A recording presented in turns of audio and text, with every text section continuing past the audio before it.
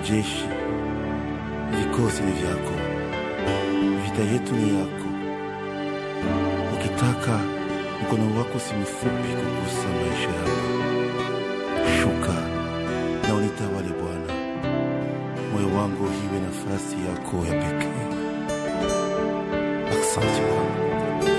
Yuko Bwana wa mapendo, umekaa ndani mwangu.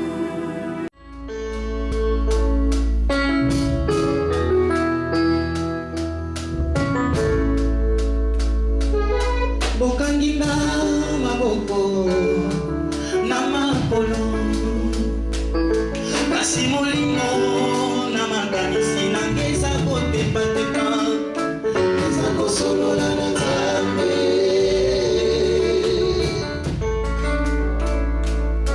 Eza kozwa biyano na bituna nanga, molimo eza kosolola na Nzambe.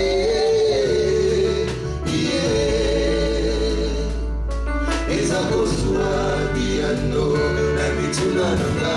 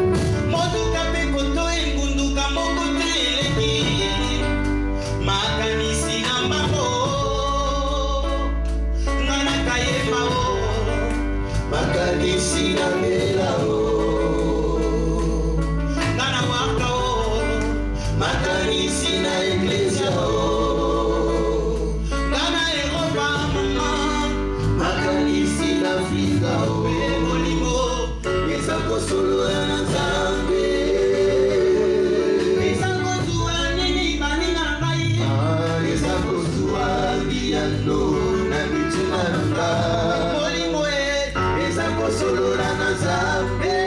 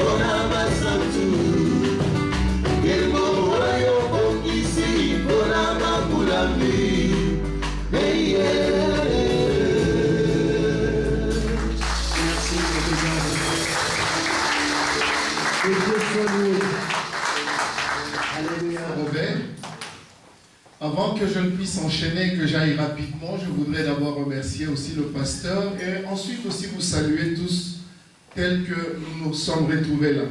En tout cas, bonjour aux hommes de Dieu qui sont là, bonjour à nos frères, à nos jeunes qui sont là, parce qu'il y en a quelques-uns aussi, des jeunes et des hommes. Gloire au Seigneur. Amen.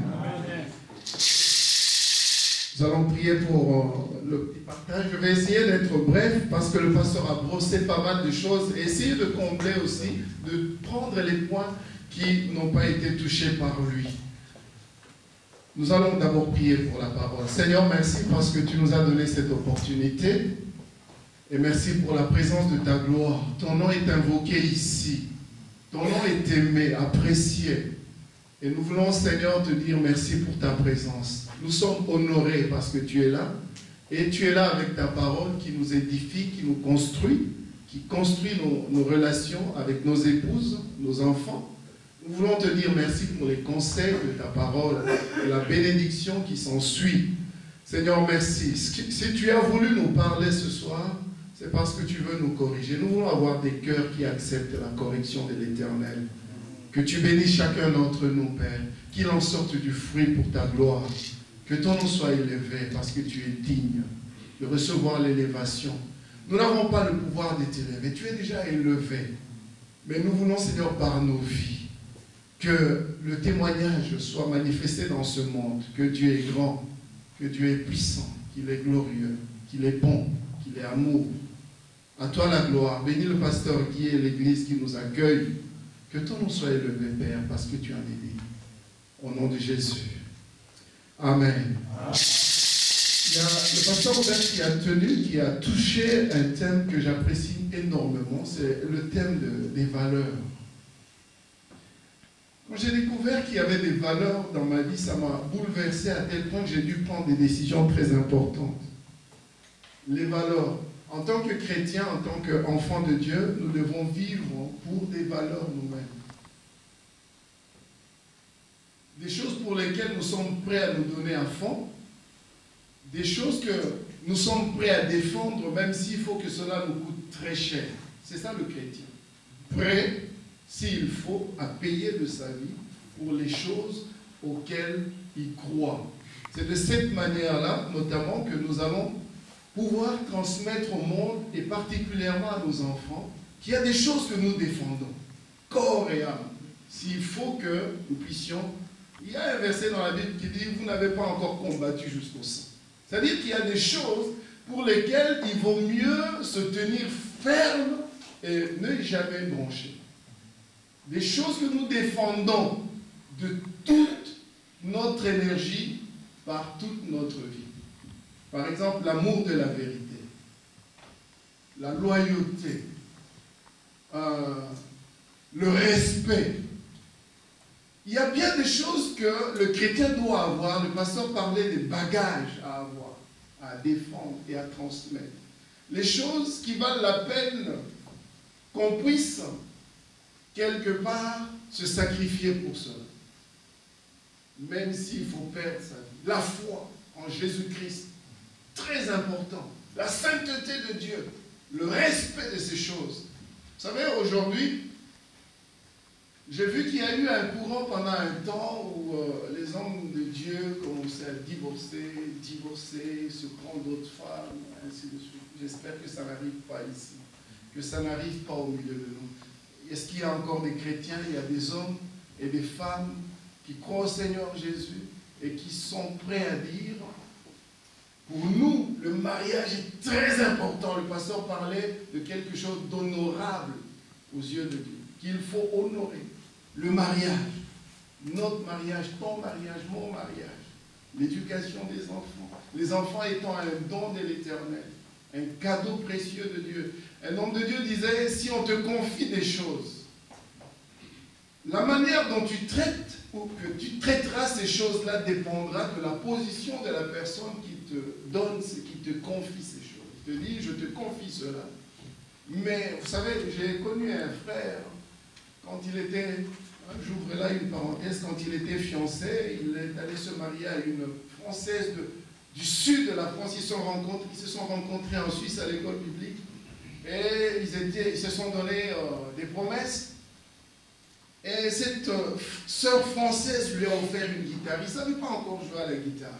Il tenait la guitare, il grattait un peu. Mais je suis allé une fois le voir, c'était en 86, 87. Je suis allé le voir une fois. Il dit, cette guitare est précieuse, très précieuse. Non pas qu'il savait jouer à la guitare, non. Il grattait tout simplement un peu. Mais il dit, c'est précieux tout simplement parce que la personne qui me l'a donné est tellement importante pour moi. À cause de cela, je vais garder ça. Je vais garder cela. Quelque chose qui a une valeur au-delà de la valeur normale, sentimentale. Parce que la personne qui nous a confié la chose est tellement importante pour nous que la chose, même si elle ne vaut pas grand-chose, mais elle prend de la valeur à cause de la personne qui nous l'a confiée. Les enfants sont pareils. La personne qui nous les a confiés, notre Dieu, s'il a de la valeur et de l'importance à nos yeux, du coup, les enfants qu'il nous a donnés sont tellement importants et représentent beaucoup. Vous savez, ce frère dont je parle, ils se sont retrouvés avec sa femme en France, en Suisse. Tous les deux se préparaient pour le ministère et ils se sont sentis appelés à aller servir le Seigneur dans l'évangélisation des enfants. Il a été formé ici en Belgique par un frère suisse, missionnaire suisse, qui travaille ici, qui s'appelle Peter Ignau, pour ceux qui le connaissent. Et maintenant, il travaille en France à éduquer les éducateurs des enfants.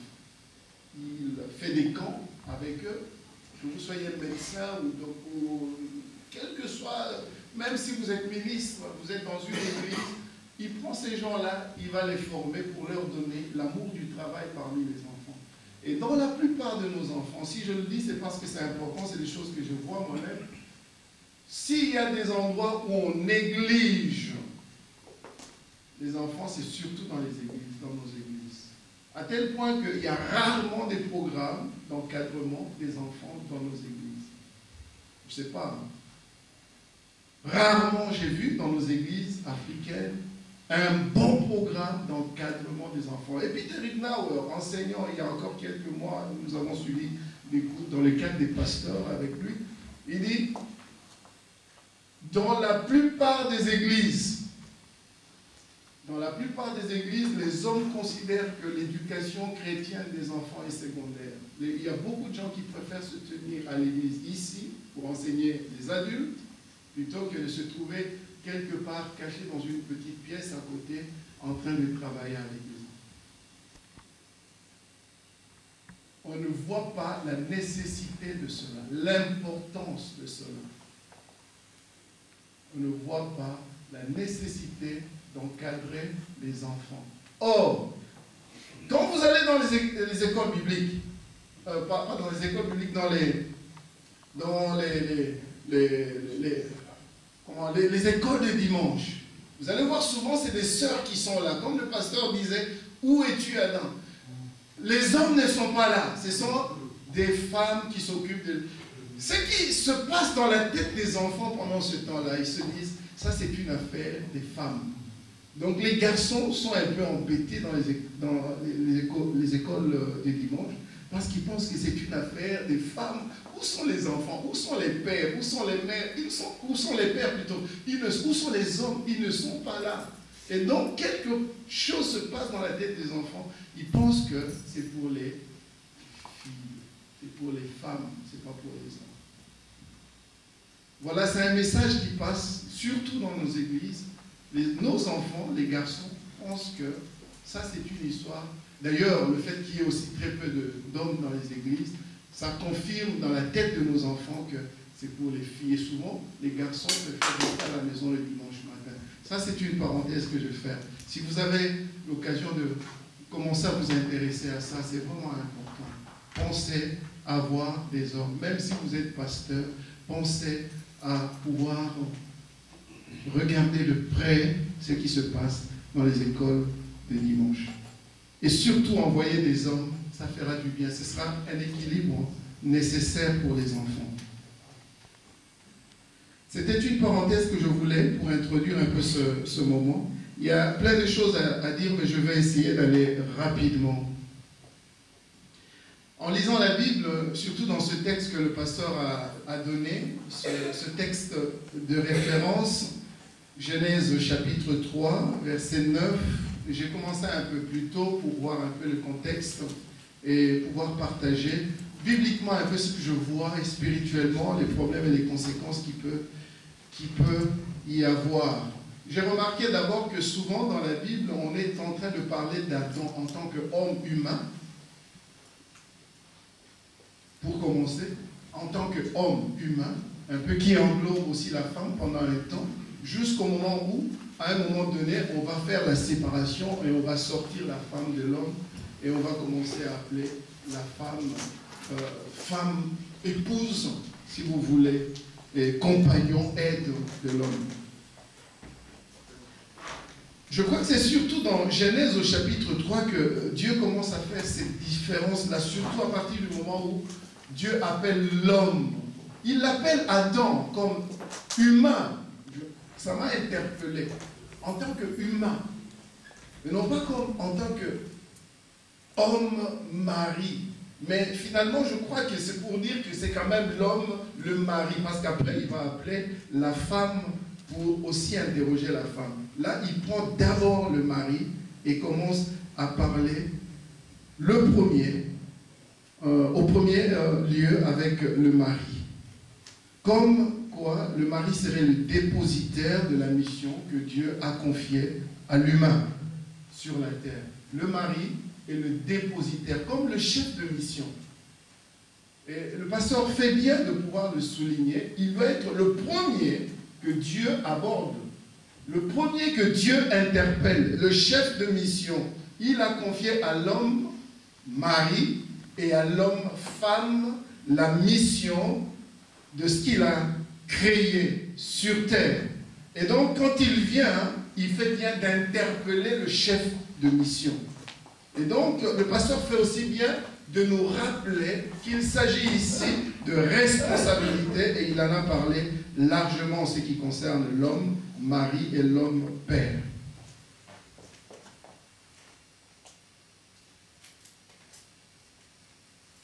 Je voudrais souligner une chose, que je remarque dans les textes bibliques que l'attitude d'Adam, pour moi, c'est ma réflexion personnelle. Ma réflexion personnelle est arrivée au point de dire que l'attitude d'Adam et ce qui se passait autour de sa vie m'a posé une question dans ce sens où je me suis dit, à défaut de réussir ensemble, Adam a-t-il voulu échouer ensemble avec son épouse? Ça, c'était la première question que je me suis posée. À défaut de réussir la mission ensemble, a-t-il voulu échouer ensemble avec la femme?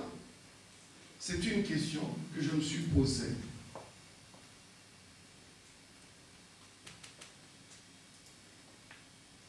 Je prends ce texte de 1 Pierre chapitre 3 au verset 7 où Pierre nous dit une chose. Il dit, je vais lire le texte, 1 Pierre chapitre 3 verset 7. Vous de même, Marie, vivez avec vos femmes en tenant compte de leur nature plus délicate. Traitez-les avec un respect car elles doivent recevoir avec vous le don de la vraie vie de la part de Dieu. Agissez ainsi afin que rien ne fasse obstacle à vos prières. J'aimerais ici souligner le fait que du côté de Dieu, il souhaite que le mari et la femme réussissent ensemble.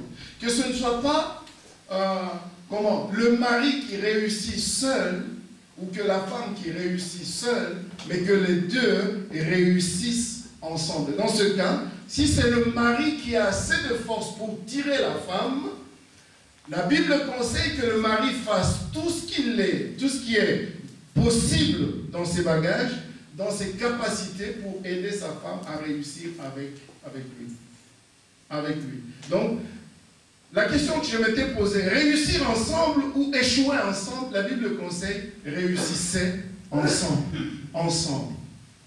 Alors je me suis posé la question, l'autre question, est-ce que Adam a veillé suffisamment sur sa femme, sur son épouse? Parce que dans la tentation, je reviens dans ce texte de Genèse toujours, c'était l'objet de ma méditation, parce que la Bible nous trace l'historique de la chute. Et la Bible nous dit que Satan d'abord est venu vers Ève. Je me suis posé la question, mais tiens, pourquoi vers Ève? Pourquoi vers Ève? A-t-il vu que c'était plus facile avec Ève qu'avec Adam? Je n'ai pas de réponse. Mais je me suis quand même posé cette question-là. Mais la question aussi que je me suis posée, c'était de savoir, est-ce que Adam était suffisamment à l'écoute de ce qui se passait dans l'autre qui était en situation délicate, c'est-à-dire Ève. Ève était là, en train de se battre avec cette conversation. Là, parce que la Bible dit que Adam était avec elle. On ne me dira pas, on ne nous dira pas que Adam était absent et que le diable est venu et il a commencé à s'entretenir avec Ève. Mais la Bible dit clairement que quand ils ont mangé le fruit, ils étaient ensemble. Et je peux me poser la question et je me dis sûrement que ce n'était pas une tentation, une tentative qui s'est faite en un clin d'œil. Il s'est passé du temps où Ève était confrontée au diable. Ève était tentée par le diable, mais son mari était là, et son mari n'a rien dit, n'a rien compris. La Bible ne dit rien par rapport à une quelconque intervention de Adam pour dire « Je te comprends ma femme, tu es en train de vivre une situation difficile, j'aimerais t'aider, j'aimerais te conseiller, j'aimerais t'encourager. » C'est comme s'il y a un silence de la part d'Adam. Il n'y a rien de la part d'Adam. Et la femme subit une situation intérieure peut-être, mais que l'homme ne comprend absolument pas. Et à la fin, elle va manger, et elle va prendre du fruit, elle va donner à son mari qui va manger. Et je ne vois même pas, aussi à ce niveau-là, une intervention, disons une intervention d'Adam pour dire, mais tiens, qu'est-ce que tu fais là? Qu'est-ce que tu es en train de faire? Aucune intervention. C'est pour ça que je me suis dit, est-ce qu'il a voulu échouer avec Ève? Qu'est-ce qui s'est passé? Je peux donc affirmer ici que Ève n'a pas reçu l'aide nécessaire que peut-être Adam aurait pu lui apporter. Alors je passe aux conséquences de ce qu'il y avait ce jour-là. Quand ils sont tombés, Dieu vient et dit, Adam, où es-tu? Dieu cherche l'homme. Ça ne s'était jamais passé auparavant que Dieu vienne commencer à chercher Ève. Où es-tu? Je trouve cette question dramatique. Je la trouve dramatique. Quelque chose s'est passé. Et nous savons que quelque chose s'est passé.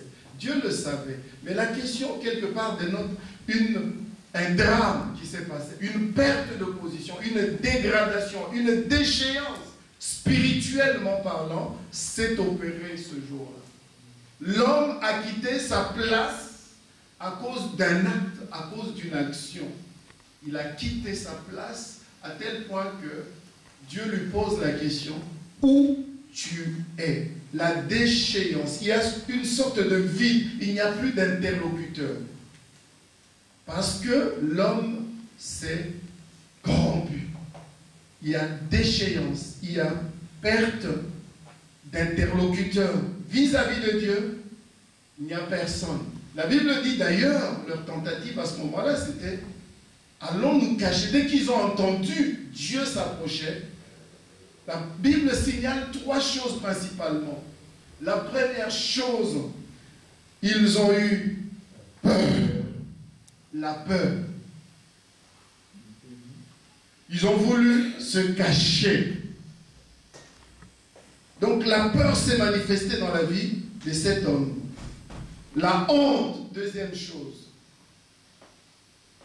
Si je regarde le point sur la honte, je peux comprendre que quelque part la gloire de Dieu les couvrait et qu'ils n'avaient aucune honte auparavant tant que la gloire de Dieu les couvrait.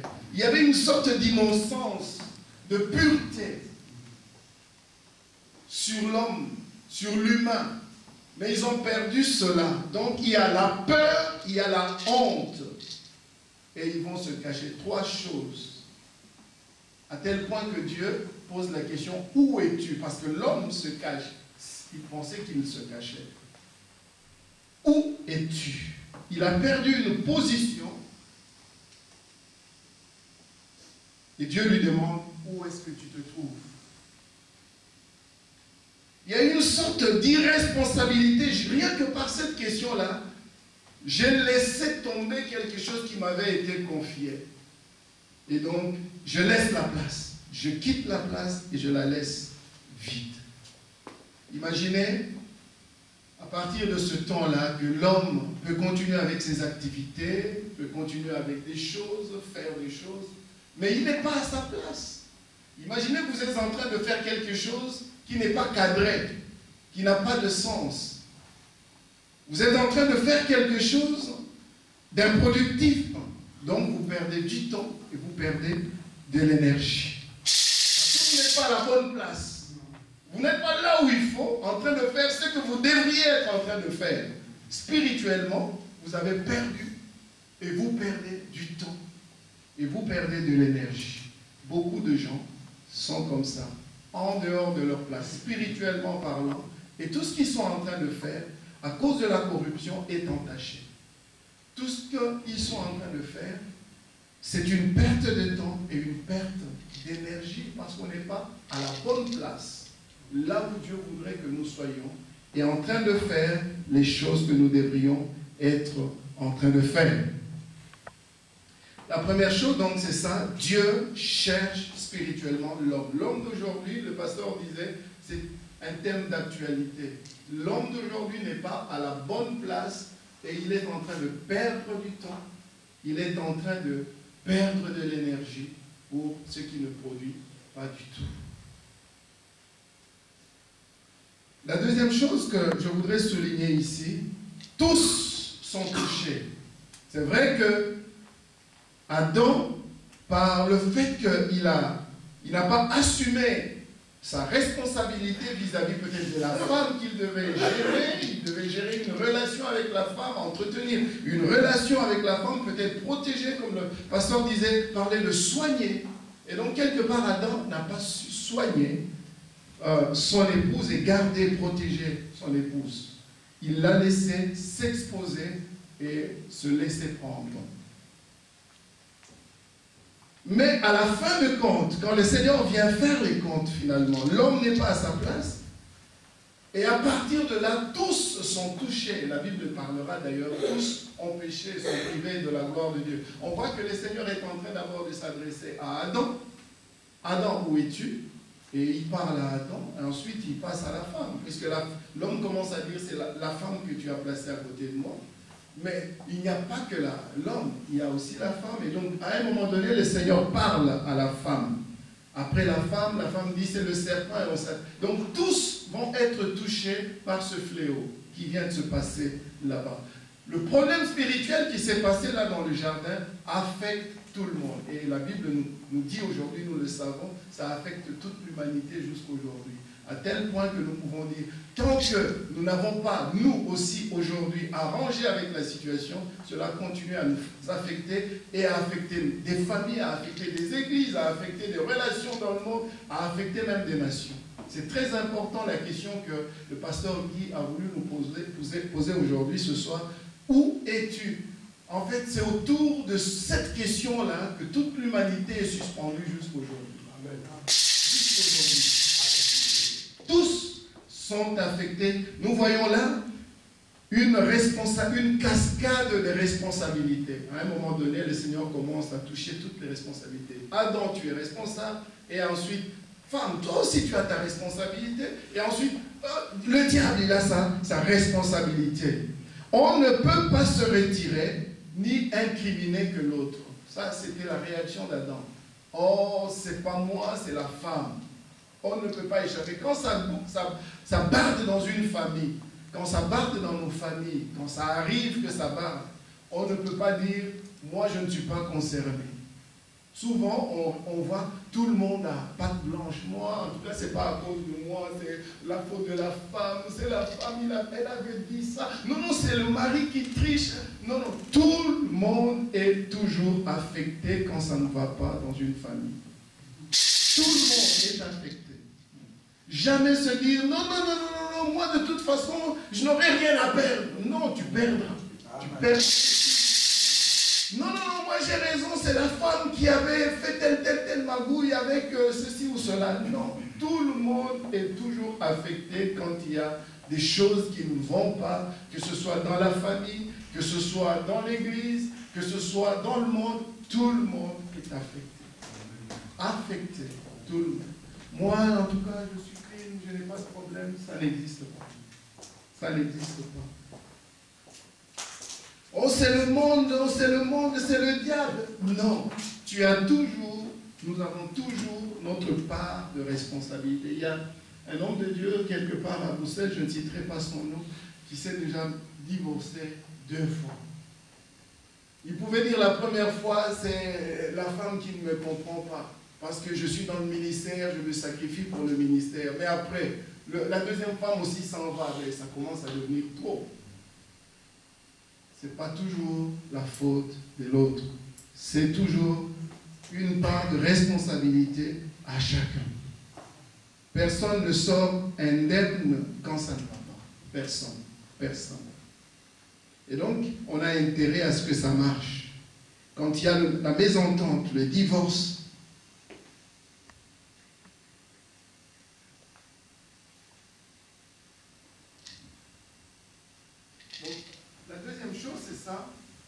c'est tous sont toujours touchés quand il y a des choses qui ne vont pas. Alors, quelle est la solution par rapport au problème qu'il y a eu? J'ai posé la question, est-ce que Adam a-t-elle assumé sa responsabilité? Je dirais plutôt non. Ça, c'est moi qui pense. D'autant plus que le Seigneur dit, où es-tu? Donc, il n'est pas à sa place, il n'a pas assumé, il n'a pas protégé, il n'a pas entretenu une relation de proximité qui aurait pu le renseigner. Le pasteur disait, parler de dialogue, c'est important. Partager, parler. En tant qu'homme tel que nous sommes là, si on pose la question à chacun d'entre nous, nous avons des expériences claires et nettes de ce qui plaît à la femme, ce qui plaît à ta femme, ce qui plaît à ma femme. Il y a des choses pour lesquelles, si je touche là, je sais que c'est le point qu'elle aime. Et si je touche là, elle n'apprécie pas tellement. Si je touche là, chacun d'entre nous connaît son partenaire ou sa partenaire d'une manière assez claire. Alors, quelle est la solution par rapport au problème qui s'est posé dans le jardin d'Éden? Je voudrais d'abord dire ici que ce qui s'est passé dans le jardin d'Éden se passe dans un monde parfait. Ça se passe dans un monde parfait. Avec un homme qui n'a jamais connu le péché avant, avec une femme qui n'a jamais connu le péché avant. Mais si ces gens-là sont arrivés à connaître la chute, à plus forte raison, nous qui vivons aujourd'hui dans un monde fort corrompu, avec autant de choses mauvaises que nous voyons, nous devons être attentifs. À plus forte raison. Si dans un monde parfait ils sont tombés, toi et moi, vous et moi, nous avons le devoir de faire attention à nos vies et à nos relations 2 fois plus. C'est très important. La solution, c'est de savoir que ça s'est passé dans un monde parfait. Nous, aujourd'hui, nous avons encore besoin de beaucoup plus de vigilance pour entretenir nos responsabilités et nos positions aujourd'hui, si nous sommes dans la bonne position. Si nous ne le sommes pas, c'est aujourd'hui l'occasion pour chacun d'entre nous de revenir à la place où le Seigneur nous attend. Amen. Alors,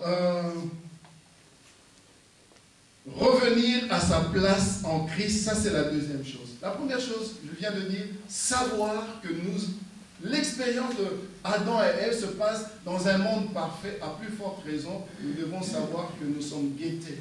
nous sommes exposés aujourd'hui, nos relations en tant que mari, en tant qu'épouse, pour nos épouses, et père ou mère pour nous qui sommes pères et pour nos épouses qui sont des mères. C'est très important de savoir que dans ces relations-là, nous devons veiller très fort. La deuxième chose, je le disais, c'est revenir à sa place, parce que c'est très important. Nous avons vu comment ils ont chuté. Et ce que le Seigneur voudrait aujourd'hui, c'est que nous reprenions notre place, que ce soit dans nos maisons, que ce soit dans nos églises.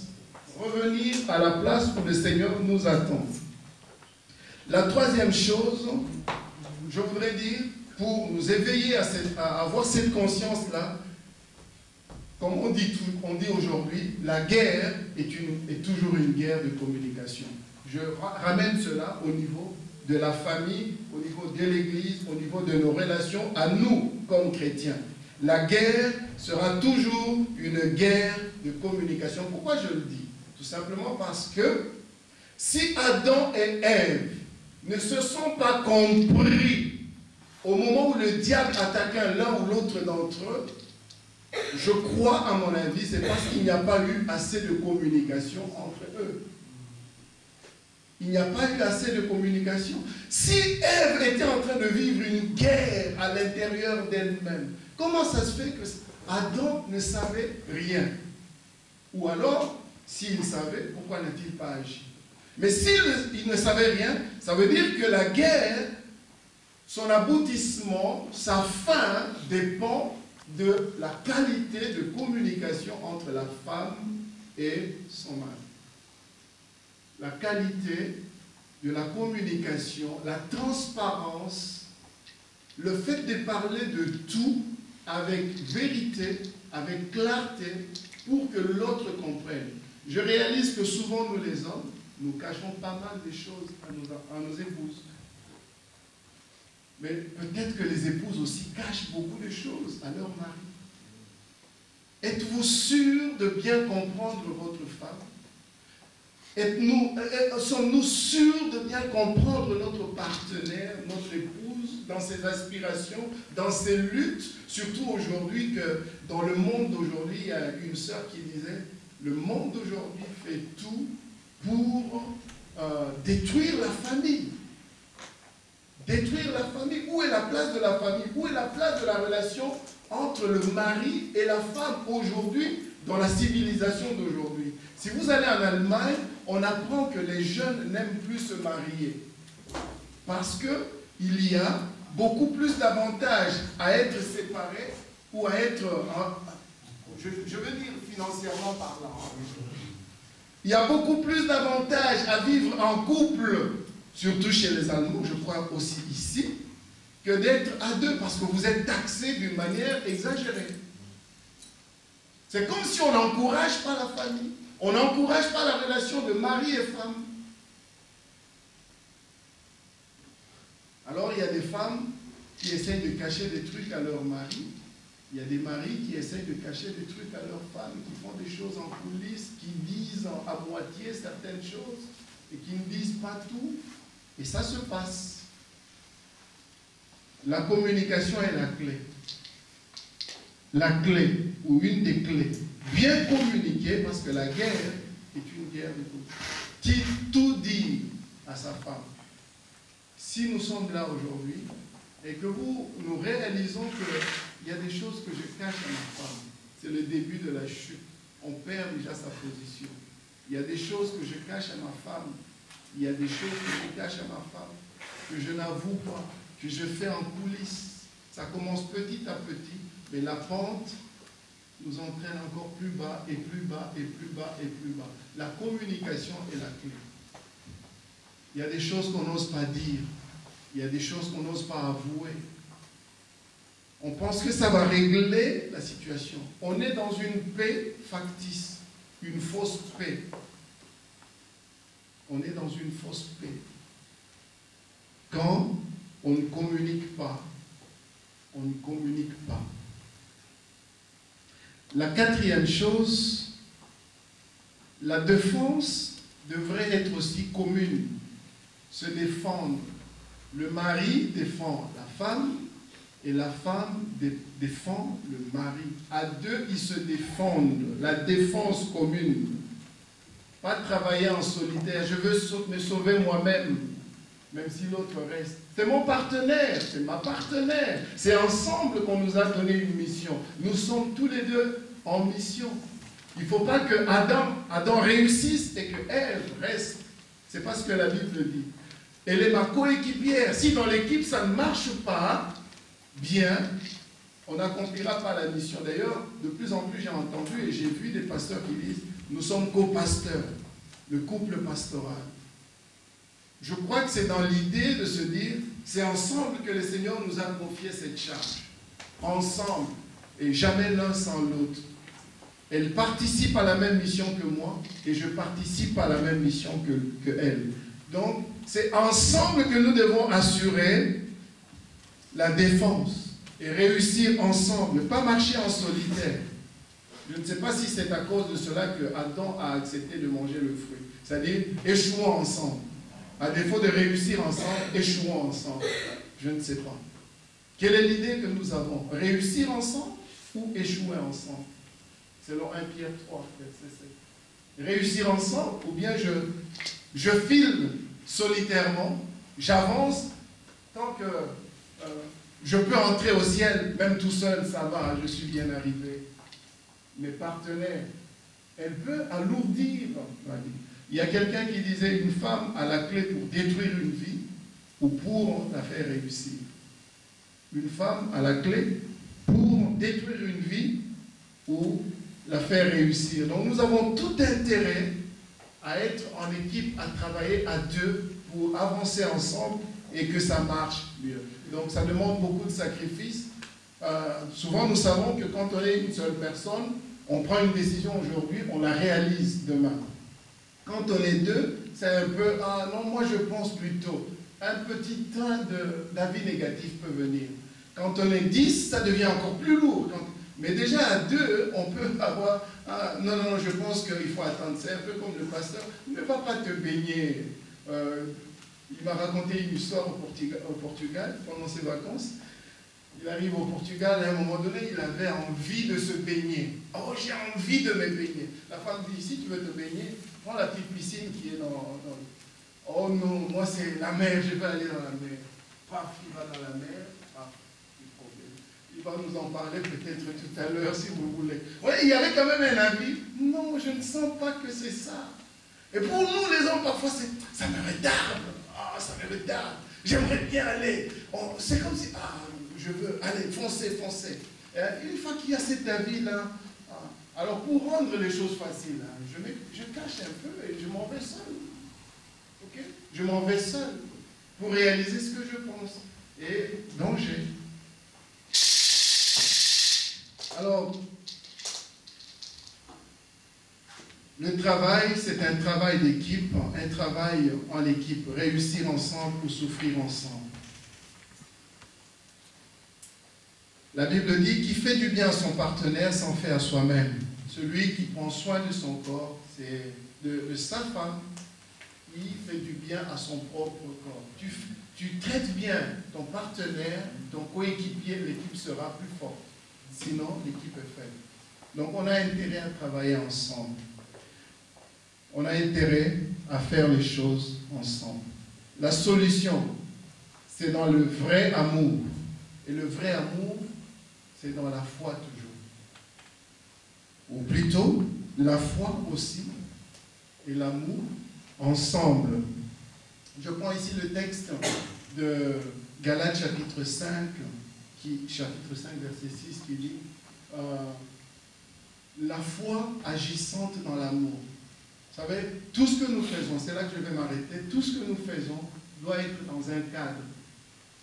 Tout ce qu'un chrétien, je parle du chrétien, nous sommes dans un cadre chrétien, tout ce que fait un chrétien doit être dans un cadre, dans un bain. Et ce bain-là s'appelle amour. Et dans ce bain-là, il faut qu'il y ait une foi qui agit toujours dans le cadre de ce bain-là, qui s'appelle amour. Une foi qui a des actions. Et alors, c'est ce que le chrétien devrait avoir dans sa vie. Notre amour, le cadre, c'est Dieu. Dieu est amour. Et toutes nos actions devraient être là-dedans, dans la position où nous nous trouvons dans le Seigneur. La position d'amour. En Dieu, c'est l'amour. Et dans cet amour-là, nos actions doivent se trouver là. On nous a défini un cadre de nos actions. Si je dois faire quelque chose, il faut que ce soit dans ce cadre-là de l'amour. Pour ma femme, ou pour mes enfants, ou pour quoi que ce soit, il faut que ce soit dans ce cadre-là. La foi doit toujours agir dans ce cadre-là. Et il faut qu'il y ait des actions. La foi doit toujours avoir des actions. Comme la Bible dit, s'il n'y a pas d'action, ça ne va pas. Donc il y a le cadre qui est déjà là. Je suis là, je dois avoir la foi, mais une foi qui agit et qui agit dans l'amour. Donc ma femme est là, elle doit sentir que je l'aime. Elle doit sentir que je la porte. Elle doit sentir que je la protège. Elle doit sentir que je l'encourage. Elle doit sentir que je la mets en valeur. Il faut que quelque part, ma femme sente que j'ai apporté quelque chose dans la dimension de sa vie, dans les dimensions de sa vie, qu'elle a reçu de moi l'encouragement. De même pour les enfants, comme disait le pasteur, ils doivent sentir que j'apporte quelque chose. Mais si je ne suis pas dans ce cadre-là de Dieu, de l'amour de Dieu, comment est-ce que je peux apporter les choses nécessaires à mon épouse, à mes enfants? Ma femme, mes enfants doivent sentir que si je suis là, il y a quelque chose qui se passe. Il y a de l'encouragement. Il y a quelque chose qui se passe. Les enfants doivent recevoir de l'encouragement. J'étais en Afrique, je venais à peine de faire quelques jours que ma fille cadette disait « Je veux mon père, je veux mon père ». Parce que quand je suis là, il y a une autre atmosphère. Quand je suis là, il y a une dimension d'encouragement. Je reviens, j'apprends que telle de mes filles n'a pas réussi. Elle a pleuré pendant deux jours. Elle me dit, papa, j'ai pleuré pendant 2 jours et puis je n'ai plus sorti des larmes. J'ai dit, ma fille, je te connais. Tu es très intelligente. Tu es plus intelligente que ton père. Tu as des capacités, mais je te connais, je connais tes points faibles. Mais tu es excellente. Tu feras mieux. Je l'ai encouragée, je l'ai vu sourire. Du coup, elle a repris du courage. Je l'ai encouragée. C'est le rôle du Père. C'est le rôle du Père. C'est le rôle du Père. Nous avons beaucoup à faire dans la vie de nos enfants, de nos couples, de nos familles. Nous avons beaucoup à faire. Beaucoup. Il faut que quelque part, on sent qu'il y a le pilier qui est à sa place. Mais la place, c'est où? Dans l'amour de Dieu. Dans l'amour de la vérité. Comme disait le pasteur, comment partager des choses qu'on n'a pas? On est appelé, nous, pères, en tant que sacrificateurs, prêtres de nos familles. Quand tu es là, la vie spirituelle doit être là. Mais si tu n'as pas de vie spirituelle, comment tu vas aider ta famille? Si tu n'en as pas. Si tu es absent de l'église, comment tu vas aider ta famille? Si tu es absent dans les choses de Dieu, dans la vie de sainteté, comment tu vas aider ta famille? C'est impossible. Alors nous avons besoin d'être dans ce cadre-là. Dieu, amour. Et là, nous agissons. Là, toutes nos actions, tous nos actes, toutes nos paroles, tous nos gestes doivent être dans ce cadre-là. Ainsi, les enfants regardent. Notre Père, c'est un homme animé de foi. Notre Père, c'est quelqu'un qui aime le Seigneur. Notre Père, c'est quelqu'un qui sert le Seigneur. Notre Père, c'est... Ah! Et les garçons, et les filles, voient l'exemple, trouvent l'encouragement.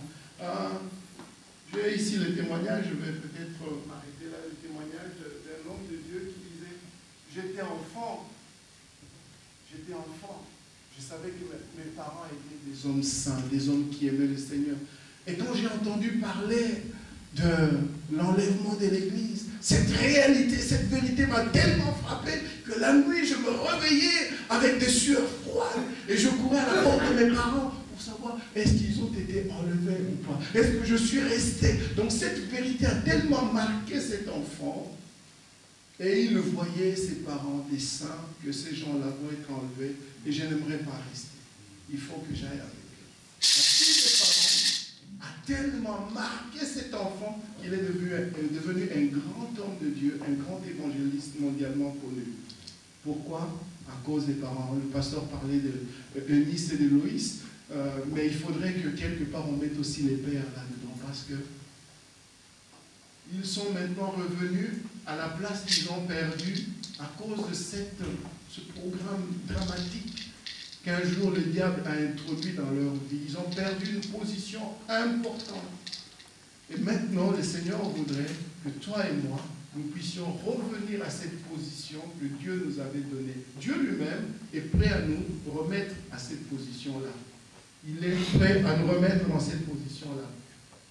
Ce que je pense,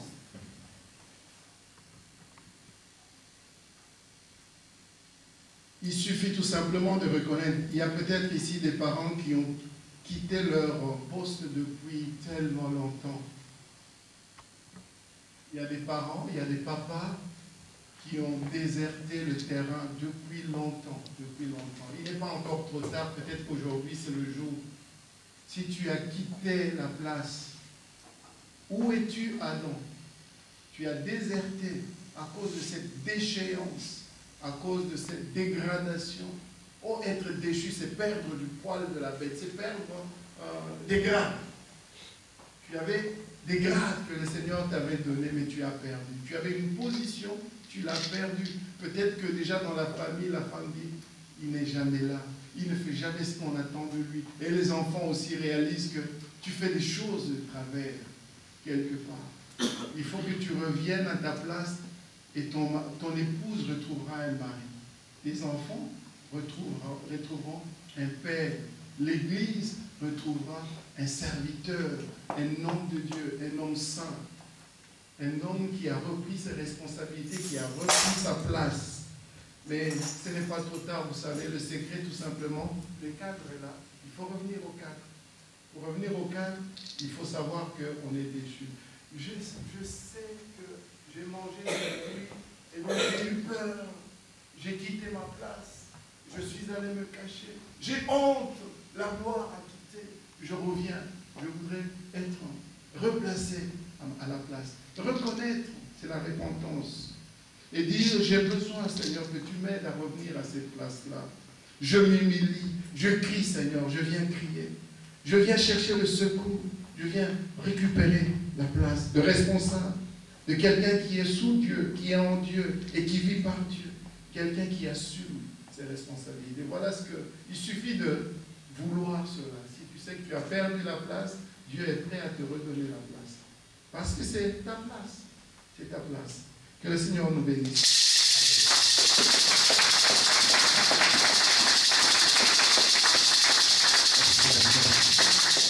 Alléluia. Que Dieu soit loué. Amen. Est-ce que nous avons appris quelque chose? Bien réussi quelque chose? Alléluia. Non, c'est formidable de réunion comme ça. J'étais né à un séminaire à Kinshasa. Je parlais d'Adam, où es-tu? Et à mon retour, il y a quelqu'un qui m'a téléphoné. Il m'a dit, tu as dit quelque chose qui m'a tellement touché. Et ça a changé mon vie. On dit que nous tirons très souvent l'exemple de nos parents. Vous savez, lorsque quelqu'un, par exemple, on a attrapé quelqu'un qui a violé, la première question, ou bien les investigations qu'on fait, on cherche tout d'abord autour de parents, est-ce qu'il n'y a pas un violeur là-dedans? Alléluia. Et l'habitude de nos parents, qu'est-ce que nous voyons? Et c'est là aussi, nous le faisons, lorsqu'il y a un problème, lorsque un mari, par exemple, la femme attrape son mari avec une deuxième femme, c'est à ce moment-là, pour supplier cette femme qu'on donne un cadeau à la femme. Vous comprenez? On achète de super wax pour la femme. Mais s'il n'y a pas cette occasion, jamais il y a des cadeaux. Le pasteur parle de l'amour, qu'on rentre dans l'amour. Alors je voudrais te poser une question. Parce que Paul dit qu'il n'y a pas d'amour sans les actes. La dernière fois que tu as offert quelque chose, parce que les hommes de Dieu ont surtout insisté sur cette relation-là. La dernière fois que tu as offert quelque chose à ta femme, c'était quand? Juste ça. Parce qu'il ne t'a pas attrapé. Dans le sens normal. En tant qu'Adam, tu dis que non, c'est ma femme, la chair de ma chair. Parce que la Bible dit que lorsque Dieu a mis Ève devant Adam, alors à ce moment-là, il commençait à sourire. Donc il y avait une joie extrême. La personne qui te donne cette joie-là, la dernière fois que tu lui as offert un cadeau, juste un petit cadeau, c'était quand? Sans qu'elle t'attrape. C'était quand? Adam, où es-tu? Alléluia. Vous savez, avant moi, je disais à ma femme, j'ai dit que c'est la femme qui fait l'harmonie à la maison. Jusqu'à ce qu'un jour, je lisais dans un livre la place d'un homme. J'ai dit non, je suis allé dire à ma femme, non, c'est l'homme qui met l'harmonie à la maison. La dernière fois, c'était quand? Que tu as enfin quelque chose. Ne fût-ce qu'un petit parfum, c'était quand? Mois passé, gloire à Dieu. Le pasteur, les hommes de Dieu qui sont là. La dernière fois, c'était quand? Juste ça. Je parlais dernièrement avec, vous connaissez le pasteur Kabouya du Canada. Je parlais dernièrement avec lui parce qu'il était là-bas. Il m'a conseillé par rapport, parce qu'il y avait une convention de couple. Alors il a dit que normalement, un homme qui aime sa femme et qui montre l'amour à sa femme offre à sa femme un cadeau chaque 3 mois. Sans qu'elle demande, hein. Ne fût-ce qu'un petit cadeau. Chaque 3 mois. Chaque 3 mois. Elle n'a rien demandé. Tu sors comme ça, tu reviens un parfum. C'était quand la dernière fois? Le frère a dit c'était le mois passé. Et toi et moi? Alléluia. Oh, gloire à Dieu. J'ai aimé vraiment. Pasteur, soyez bénis, soyez bénis, soyez bénis. Amen. Est-ce qu'il y a une question? Quelqu'un qui a une question qui le roge un peu dans le cœur, là, qui peut poser aux hommes de Dieu maintenant? Comme ça, on va essayer de clôturer rapidement. Est-ce qu'il y a une question que vous pouvez poser? Parce que moi, j'ai posé cette question-là. La dernière fois, c'était quand il doit faire un cadeau à sa femme. Et il y a une chose que je vais dire entre nous les hommes, parce que nous sommes là parmi les hommes, n'aime jamais qu'un autre homme puisse offrir un parfum à ta femme. non, jamais. N'aime pas qu'un autre homme puisse offrir un parfum à ta femme. Non. Mais non, ça dépend aussi. Hein? Non. Non, ça dépend. Si mon oncle offre un parfum à ma femme, c'est acceptable. C'est pour cela que j'ai dit ça dépend. C'est l'oncle. Le pasteur qui. Ouais. Ça, c'est ce que j'ai dit. Ça, c'est la famille, mais j'ai dit, le pasteur qui vient, qui offre un parfum. Là, ça risque même de créer des problèmes. Voilà. Mais maintenant, toi, tu n'offres pas ça à ta femme. Il y a des hommes ici qui, comme nous sommes là, qui ne savent même pas quel est le parfum que sa femme utilise. C'est ça ce que le pasteur disait. Elle se bat là seule, Adam était là. Tu n'arrives pas à le protéger. Est-ce que tu connais le parfum que ta femme utilise? Ben, voilà. tu peux aussi offrir un cadeau à la femme d'autrui sans aucune idée plutôt péjorative. C'est-à-dire qui comporte une idée défavorable. C'est bien. Dans le sens normal du terme.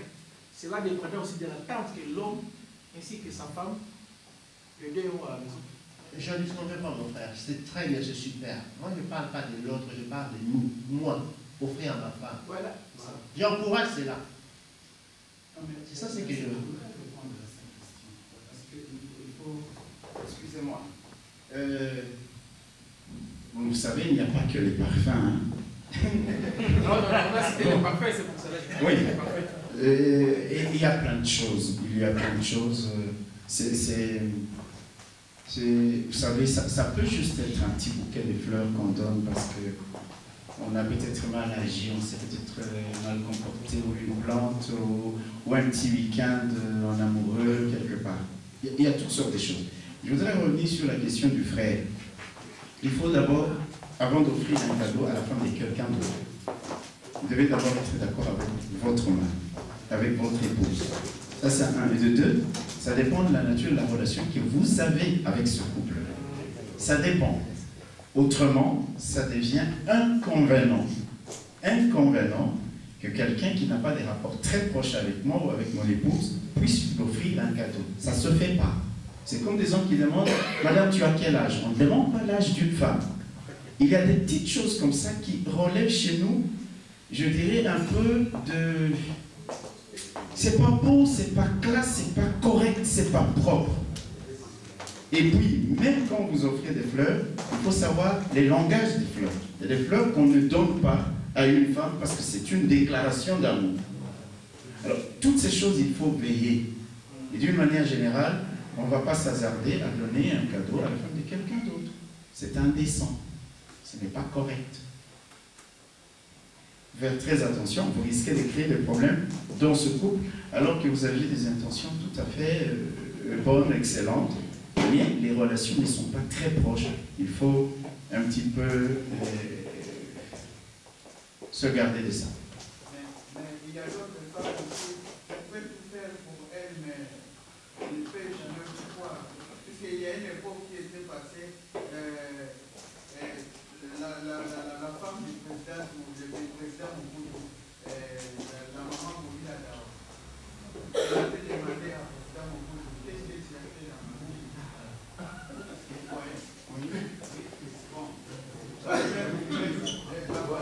La façon qui s'est comportée avec maman Moubila Dawa, qu'est-ce que maman Moubila Dawa m'a dit? Je vais vous répondre, c'est simple.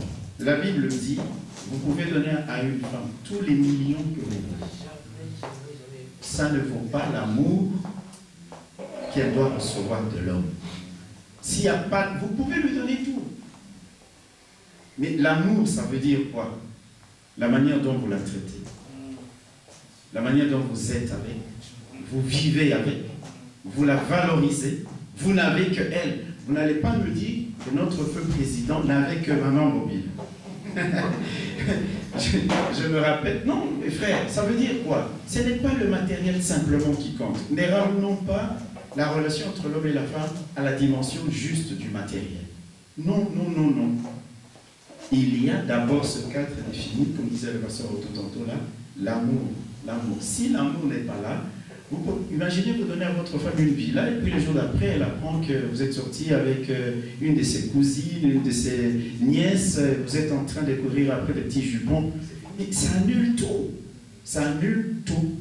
Donc c'est pourquoi le cadre doit être l'amour. Et quand on aime, on ne va pas faire des choses qui vont blesser cette femme et vouloir cacher tout ça à coup des millions, des bijoux ou des cadeaux. C'est pas comme ça que ça marche. C'est pas comme ça.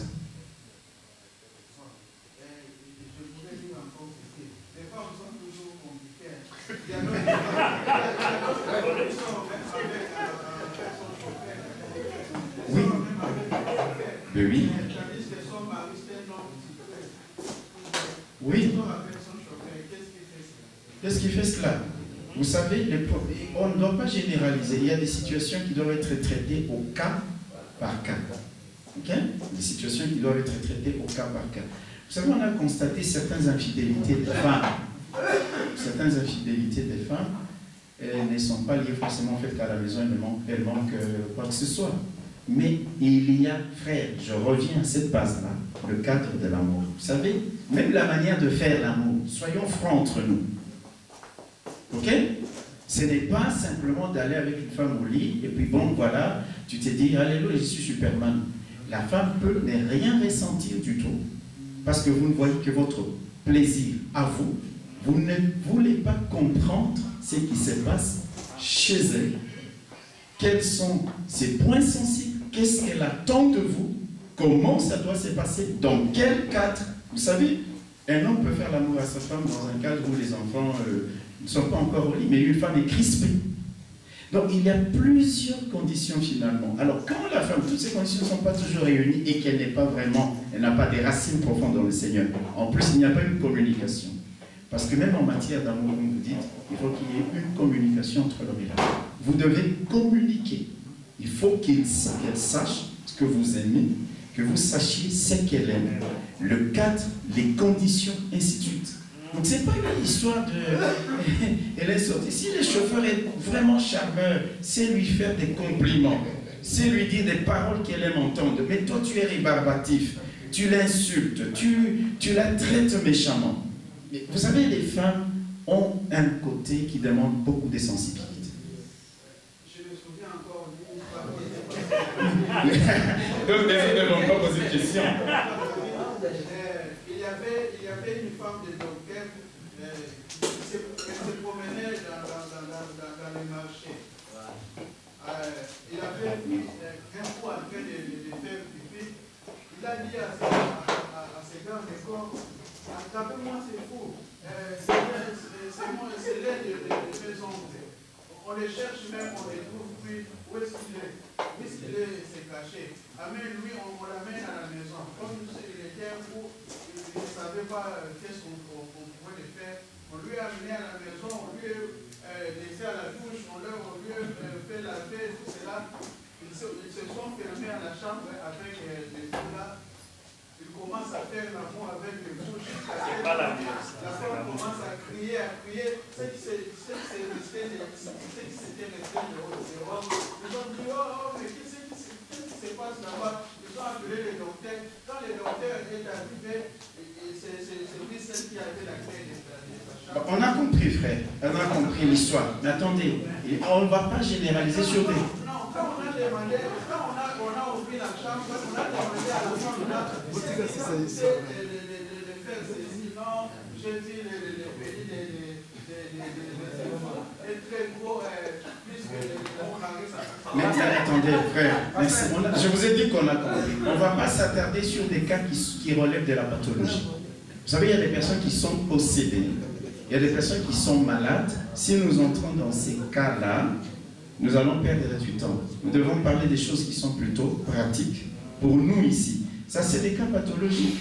Ça, c'est des gens qui parfois sont malades. Okay? Il y a des gens qui sont possédés aussi. Et c'est comme ça. Donc, mais parlons des choses qui sont plutôt générales. Ça, c'est des cas isolés. C'est des cas vraiment qui sont très isolés. Oui, pasteur. Merci beaucoup pour vos interventions, qui sont très bénéfiques. Moi, je voudrais juste que vous puissiez nous éclaircir sur deux points. Il y a un point où vous avez parlé, et un autre point où le pasteur vous a intervenu.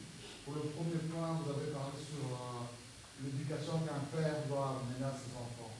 Et vous avez parlé un peu de comment les époques ne sont plus les mêmes. Alors, en tout cas, je pense qu'une grande partie d'entre nous, qui sommes des pères qui apporteront, sont des pères qui ont grandi en Afrique avec une certaine éducation, et des bonnes choses comme des mauvaises choses. La plupart de nos enfants sont nés ici. Comment on a trouvé l'équilibre? Parce que c'est vrai, il y avait des choses qui étaient dures en Afrique, il y a aussi des bonnes valeurs en Afrique. Et puis aussi des bonnes choses que nous voyons ici, mais aussi au nom de la démocratie, il y a un certain désordre. Alors comment équilibrer ces choses avec la parole de Dieu? L'autre point, c'est par rapport à ce que le pasteur Otto disait que Adam était là à côté de Ève pendant que le serpent lui parlait. Donc Adam était conscient de le contact que Ève a eu, la fréquentation que Ève a eue. Et parce qu'il n'a pas protégé Ève, parce qu'il n'a pas intervenu, parce que cette fréquentation est un peu étranger qui est entre nous. Nous voyons aujourd'hui beaucoup de feux étrangers qui entrent dans les couples qui sont en ménage, parce que le mari n'a pas pu gérer la relation de son épouse avec certains collègues au travail, ou sa relation avec sa maman, ou sa relation avec une sœur de l'église, et ça a amené même un feu étranger dans leur couple qui a amené un peu de divorce ou certaines choses. Donc, par rapport à ces deux points, est-ce que vous pouvez nous déplacer en moi? Le pasteur Boutoura certainement me compléter, mais par rapport au premier point, vous savez, il y a des valeurs chez nous en Afrique qui sont fondamentales et qui sont tout à fait excellentes. Nous n'allons pas les régner parce que nous vivons en Europe. Non. La solidarité, c'est une valeur qu'on ne trouve pas ici. Ici, lorsque vous êtes âgé, on vous met dans un home, et puis bon, on vous a oublié. Chez nous, ce n'est pas cette mentalité. Il y a beaucoup de nos valeurs, d'ailleurs, dont les gens de ces pays nous envient, pour lesquels ils nous envient. Nous n'allons pas les régner. Il y a également des valeurs dans ce pays qui sont aussi bonnes. Vous posez la question, en même temps vous donnez la réponse. Pour l'homme qui assure l'éducation dans sa famille, c'est de faire la symbiose entre ce qui est bien dans nos valeurs, dans nos coutumes, dans ce que nous croyons, et ce que nous trouvons ici. Et rejeter ce qui peut justement perturber les développements normaux de l'enfant à qui on donne une forme d'éducation. Donc c'est une forme de symbiose que nous devons trouver, associer, mais pas dire nous sommes africains, on a vécu une certaine époque, mais il y a des valeurs qui sont universelles depuis que les temps existent. Elles sont bonnes, elles sont excellentes, on ne va pas les renier. Bon, il y a aussi des choses. Quand on voit, je prends les cas d'Internet. Il y a des parents qui peuvent laisser les enfants surfer sur Internet n'importe quand, n'importe où, regarder la télévision à des heures qui sont très tardives. Les parents sont déjà en ligne, il y a des enfants qui sont devant la télévision. La télévision en soi n'est pas une mauvaise chose, mais qu'est-ce qu'ils regardent? Et jusque quand ils regardent? Ça, c'est aux parents d'assumer cette responsabilité de trouver un équilibre. Mais il y a des choses qui peuvent se conjuguer, se combiner, sans que ça crée un problème. Par rapport à la deuxième question, mais c'est justement le thème. Où es-tu? Le rôle de l'homme. Le rôle de l'homme dans le foyer. C'est lui le chef. Quand l'homme voit que sa femme fréquente de mauvaises relations, c'est son droit de lui dire, chérie, je ne veux pas. Encore, il faut que ça soit juste. Parce qu'il y a des hommes qui parfois veulent isoler, enfermer. Et moi, j'utilise le verbe qui n'existe même pas. Créer la schizophrénie de leurs époux, c'est-à-dire l'enfermer, l'isoler totalement et n'est plus en contact avec qui que ce soit. Non, ça ne doit pas être comme ça parce que nous avons été créés comme des êtres sociaux. Mais maintenant, si une relation est nuisible pour la vie du foyer, de la famille, du couple, c'est à l'homme de prendre ses responsabilités pour dire à la femme, parce que parfois la femme peut ne pas voir. Ça va aussi dans l'autre sens. Ça va aussi dans l'autre sens. Tu es un homme de Dieu, parfois tu prêches chez une femme qui a des regards sur toi, parfois tu n'as aucune idée, mais c'est ta femme qui te fait remarquer en disant attention. Mais là, chacun prend sa responsabilité pour avertir l'autre, pour le mettre en garde, pour lui dire d'arrêter ou de faire très attention. Donc en fait, c'est ce que le pasteur Otto a dit. On réussit ensemble. On est là on est garde-fou. C'est pourquoi la Bible dit dans l'Ecclésiaste, 2 cordes, une corde à 3 fils. C'est-à-dire l'homme, la femme et le Seigneur au centre. Ça devient une corde à 3 fils. Donc c'est ensemble pour réussir. Mais quand un homme, justement, il voit des choses, mais il s'était, je ne sais pas pour quelle raison, je ne sais pas. Il a démissionné. Il n'est plus à sa place. Et la question se trouve posée, où es-tu? Où es-tu? Tu vois les enfants qui font n'importe quoi, qui fréquentent des voyous, et tu t'étais. Tu vois ton épouse qui sort quand elle veut, qui rentre quand elle veut, pourvu qu'elle apporte de l'argent, tu ne sais même pas d'où ça vient. Tu t'étais.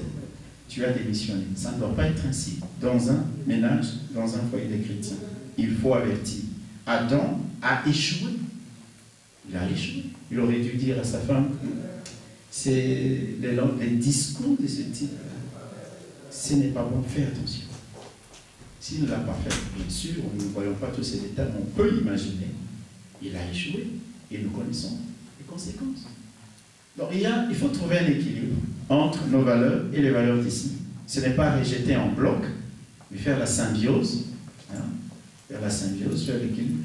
Je n'ai pas besoin de venir chez toi, pasteur, je dois d'abord te téléphoner 3 jours. Si tu as épousé une blanche, avant de venir chez toi, je ne dis pas que ceux qui ont épousé des blanches, c'est mauvais. Parce qu'il y a, dans chaque couple, il y a des cas comme ça.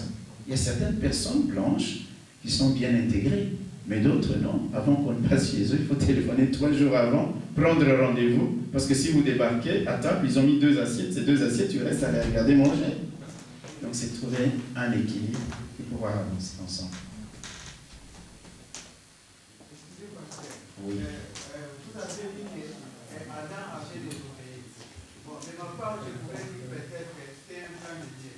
Puisque quand Dieu leur avait mis dans le jardin d'Éden, il leur avait dit multipliez-vous afin que la terre soit remplie. Bon, c'est par la fruit qu'on avait découvert la façon qu'on peut se multiplier. Si ce n'était pas la fruit, on n'allait pas aussi se multiplier.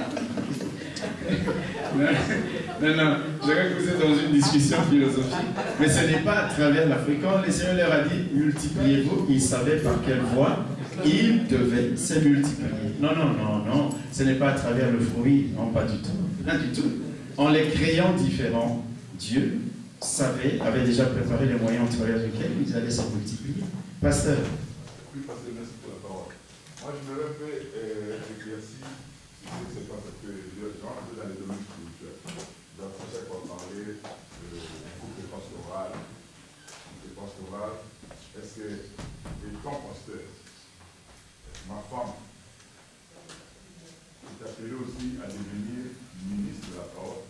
Il y a des gens maintenant qui forment leur femme dans la chambre, qui font tout pour que leurs femmes deviennent aussi des prédicateurs de la parole, servants de Dieu.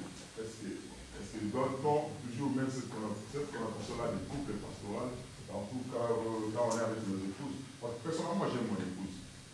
C'est mon épouse, je la protège. Je n'aime pas l'exposer. Mais elle est utile dans mon ministère. Elle travaille beaucoup dans mon ministère. Je n'aime pas l'exposer. C'est donc chaque fois parler de couple pastoral ou de parler de la femme du pasteur. Quand on dit couple pastoral, c'est un terme générique pour dire c'est le pasteur et son épouse. On peut dire couple pastoral. Mais maintenant, ta question est fondamentale. Est-ce que la femme du pasteur doit avoir le titre de pasteur? C'est ça, je crois, si je vous comprends très bien. Il faut d'abord se dire que ce n'est pas au pasteur de nommer son épouse pasteur ou pasteur assistante ou quoi que ce soit. L'appel doit venir de Dieu. Et ce n'est pas parce que la femme d'un pasteur n'est pas pasteur qu'elle ne vaut pas. Parce que parfois le travail que cette femme fait aux côtés de son mari peut dépasser le travail des femmes qui ont le titre de pasteur.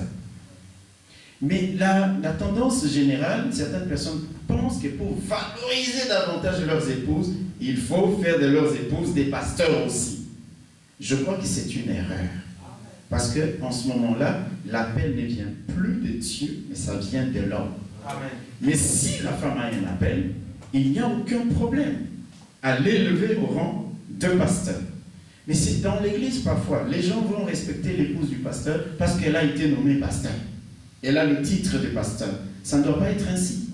Non, chacun a son appel. Si la femme n'a pas reçu cet appel, elle est aux côtés de son mari. Et croyez-moi, même les épouses des pasteurs qui n'ont pas les titres de pasteurs, le travail qu'elles font aux côtés de leur mari est extraordinaire. Si la femme veut saper le boulot de son mari le dimanche, elle peut juste lui créer un problème le samedi. Votre pasteur arrive ici, il ne sait même plus se trouve les livres de Genèse. Donc, ce n'est pas le titre, forcément. Il ne faut pas que nous, les pasteurs, nous tombions dans ce piège-là de vouloir mettre absolument. Et vous savez pourquoi? Ce piège s'étend maintenant même jusqu'à nos enfants. On se dit, moi j'ai acheté le bâtiment, moi j'ai. Et le jour où je mourrai, il faut que mon fils prenne la relève. Nous sommes dans des choses du monde. Les choses ne se passent pas ici. Je ne suis pas là, pasteur, pour que mon fils me succède, mon petit-fils succède à mon fils. Non. Dans l'église, le jour où je ne suis pas là, le pasteur, Dieu a déjà trouvé quelqu'un qui prendra la relève. C'est tout. C'est tout. Josué a succédé à Moïse, ce n'est pas parce qu'il était son fils, son cousin, son moine engagé. Pas du tout. Aujourd'hui, on est dans cette tendance-là de faire les choses comme dans le monde. Et nous devons nous garder de cela. Et à l'église aussi, il faut qu'on respecte les épouses des pasteurs, même si elles n'ont pas le titre des pasteurs. C'est absolument important. Si vous respectez le pasteur et que vous ne respectez pas son épouse, vous êtes dans l'erreur. Vous êtes dans l'erreur. Voilà. Donc, couple pastoral, c'est normal. C'est comme on dit couple présidentiel. Mais l'épouse du président n'est pas la présidente, mais on dit couple présidentiel, couple pastoral. Mais épouse pasteur, mari pasteur, ça c'est selon l'appel qu'on a reçu de Dieu. Si Dieu n'a pas fait ça, ne l'élève pas comme ça. Le pasteur m'a dit, il y a des gens qui sont quelque part, qui ne sont pas à leur place, qui font un travail, mais qui dépensent tellement d'énergie, parce qu'ils ne sont pas à leur place. Le jour où il arrive au ciel, le Seigneur lui dit, mais ce n'est pas là que j'étais placé. Mais vous savez, nous aimons aujourd'hui être vus. Tout le monde, c'est un besoin dans l'échelle des Maslow, on appelle ça un besoin basique. C'est-à-dire être vu. Je veux être vu. À l'église, on n'a pas besoin d'être vu. Je n'ai pas besoin d'être vu à l'église. J'ai besoin d'être vu au ciel. Et mieux encore, en enfer. Si tu es connu juste au ciel, il y a un problème avec toi. Tu dois aussi être connu en enfer. Les 7 fils de Séva, les démons disent, Paul, on connaît. Jésus, on connaît. Vous, on ne vous connaît pas. Il y a un problème. Un vrai enfant de Dieu est connu même en enfer. Je suis connu en enfer. Quand je me lève le matin, les démons savent qu'il y a quelque chose qui va se passer contre eux. Je m'en réjouis. Alors nous, on aime être vus à l'église. Alléluia, je suis pasteur, je suis évangéliste. On fait tellement de bruit. On pousse les pasteurs, on les bouscule. On veut absolument venir ici prêcher. Comme disait le pasteur, combien d'hommes sont dans les écoles de dimanche aujourd'hui? Combien d'hommes servent dans les écoles de dimanche? La plupart du temps, dans nos églises, ce sont les femmes et les hommes. Mais quand vous choisissez un frère pour prêcher ici les dimanches, il peut même faire de l'évangélisation le soir. Il appelle tous ses copains qui sont à Bruxelles, à Charleroi. Venez, il y a quelque chose de spécial demain chez nous dans notre église. Il ne leur dit pas, c'est moi qui vais prêcher. Voyez, donc on est là dans quelque chose qui n'est pas sain, qui n'est pas propre. Parce que là, être vu, c'est pas ça qui intéresse le chrétien. Ça va te dire une chose. Oui, encore une deuxième question. Vous avez parlé sur, tout au long, quand vous avez édité le message, vous avez donné l'exemple des femmes qui étaient tout autour de Jésus, qui travaillaient avec le Seigneur, même à la résurrection, c'est toujours des femmes. Et là, c'est la même aujourd'hui dans nos églises, ce sont toujours des femmes qui travaillent beaucoup plus. Et pourtant, les hommes sont là. Alors, qu'est-ce qui manque maintenant aux hommes? Il faut aussi un travail à l'église, parce qu'avec Jésus, à la fin de son ministère, les gens trouvaient les hommes. Et aujourd'hui, nous ne voyons pas les hommes avec nous. On est un peu à l'église, on a plus besoin d'être avec des sœurs qui travaillent. Les hommes sont là, même quand il faut faire quelque chose, ce sont toujours les femmes qui se mettent debout. Les hommes sont toujours absents, et pourtant ils sont là absents. Qu'est-ce que vous pouvez maintenant nous conseiller? Qu'est-ce que vous pouvez conseiller un peu à ces hommes-là de se réveiller un peu à l'église, de travailler aussi? Parce que c'est devenu maintenant c'est comme quelque chose qui est devenu normal. Les papas ne travaillent pas, ils croisent de grâce, surtout du moment dans les églises. Ouais. Mais vous avez parfaitement raison, dans toutes les églises, à travers le monde d'ailleurs, pas simplement ici en Belgique ou en Europe, dans toutes les églises, allez aux États-Unis, allez en Corée, allez en Australie, vous trouverez dans toutes les églises, il y a plus de femmes que d'hommes. 1. Et 2, ce sont la plupart du temps les femmes qui soutiennent beaucoup plus les ministères que les hommes. Encore que vous allez trouver dans la même église, messieurs et madame, ils viennent à l'église, mais l'homme empêche sa femme de donner la dîme. L'homme empêche sa femme d'aller à telle réunion, à telle réunion, à telle réunion. Mais la même personne, si vous lui dites de prêcher, il est prêt à prêcher. C'est-à-dire qu'il y a un problème dans nos églises et nous devons revenir à la base et enseigner. Il faut que, justement, où es-tu? Que chacun comprenne qu'ici n'est pas à la place que Dieu lui a destiné. Il est en train de perdre du temps et de l'énergie. Vous savez, il y a des gens qui font peut-être un boulot remarquable. Remarquable.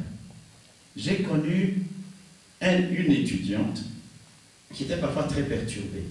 Quand vous lui posez une question, par exemple de chimie, c'est un exemple simple, elle répond à une question de biologie d'une manière très bien, chronologique, terrible. Mais c'est l'examen de chimie. Elle donne des bonnes réponses de biologie. Vous allez lui donner quelle note? Pardon? Vous allez lui donner 0? Vous êtes sûr? Mais oui, vous allez lui donner 0. Et c'est logique. Parce qu'elle est complètement à côté de la plaque. Ok?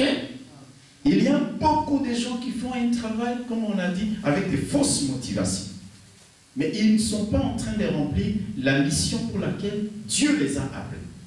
Donc ils sont complètement à côté de la plaque. À côté de la plaque, mes bien-aimés frères. C'est pourquoi le chrétien ne fait pas les choses parce que lui il fait, moi aussi je dois le faire. Aujourd'hui je le vois souvent. Un tel est allé à Luanda, tout le monde est Luanda. Un tel est allé dans l'église de tel pasteur au Congo, tout le monde va faire la queue là-bas pour être reçu pour... Mais ça ne se passe pas comme ça. C'est pas ça. Alléluia. Vous êtes en dehors du calme, vous n'êtes pas à votre place. Il faut rester calme et savoir où est-ce que Dieu me veut. Il m'a appelé à quoi? Et je sais. ça m'importe peu que je sois connu ou pas connu par les gens à l'église, dès lors que le Seigneur me connaît. La Bible dit, le Seigneur connaît ceux qui lui appartiennent. Amen. Si je suis connu de Dieu, je ne suis pas connu dans le monde, qu'est-ce que vous voulez que ça me fasse? J'ai rempli ma mission avec la feuille de route qui m'a été tracée par le chef. Il me recevra dans son royaume, c'est tout. Donc il faut faire très très attention à toujours les motivations qui nous animent à faire ça, à faire ci, alors que parfois nous ne sommes pas dans le bon créneau. Et pourtant on fait des choses remarquables. Vous connaissez le texte qui dit, il y a des gens qui diront, j'ai ressuscité les morts. Et le Seigneur lui a dit, mais je ne vous connais pas. Et pourtant ils avaient ressuscité les morts. Il faut faire attention dans la marche avec le Seigneur. Nous devons être là où Dieu nous veut, pour qu'il ne vienne pas nous dire, où es-tu? Où es-tu? C'est-à-dire, tu n'es pas à la bonne place. Tu as été déchu. Tu es à côté de la plaque. Amen. Amen. Nous devons être là et être présents à l'église. Ça signifie quoi, pasteur Jean-Claude? Nous devons enseigner les hommes à se réveiller. Ce n'est pas normal que dans nos églises, nous laissions la responsabilité aux femmes de prendre les devants. Ce n'est pas normal. C'est l'homme qui est établi comme sacrificateur. Amen. Amen. Donc ce sont les hommes qui devraient bouger le plus dans nos églises.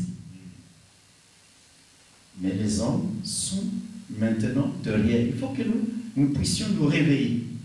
Oui, il faut que nous puissions nous réveiller. Il faut que nous puissions nous retrouver à notre place, assumer notre responsabilité. La tête, le chef. Alors nous serons bénis. Il y a des gens, ils tournent en rond là parce qu'ils ne comprennent pas pourquoi ils tournent en rond. Ils tournent en rond parce qu'ils ne font pas ce que Dieu attend qu'ils fassent. Les hommes dans les églises aujourd'hui, non. Comme je l'ai dit, il y en a qui sont même prêts à empêcher leurs épouses de donner l'offrande, de donner la dîme. Et il est un bon chrétien, après il vient voir le pasteur. C'est un message merveilleux, pasteur. Nous sommes dans l'hypocrisie la plus totale.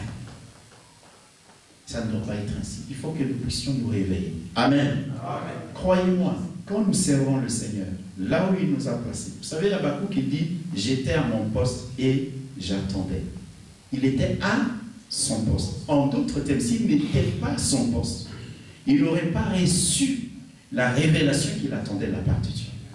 Il faut être à votre place, à votre poste.